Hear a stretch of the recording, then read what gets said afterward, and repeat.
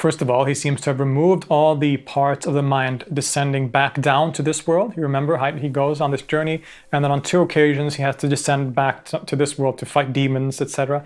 He seems to have removed those parts to make the ascent a more sort of straight ascent, and also because he considered some of those aspects to be astrology, which he didn't like, probably because it talked about, there's some sections in that descent journey talks about the sun and the moon and the directions, the demons of the west and east and north, etc., that he seemed to have found problematic in some way. But secondly, he also disagreed with the order of some of the chapters.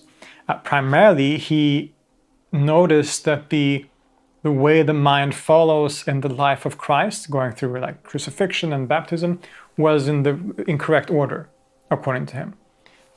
Because in this ascent of the mind, it starts with the crucifixion and burial and resurrection, and then comes the baptism, right? And then the ascent further. So, and he thought this was a mistake, that it should follow the chronology of the actual life of Christ, so that it starts with the baptism and then goes on to crucifixion, etc.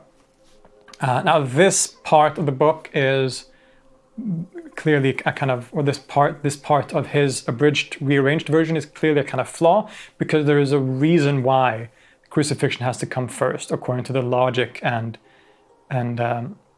logic of the text that we have, right? Crucifixion happens first, where the mind has to die, and then it can become divinized through baptism.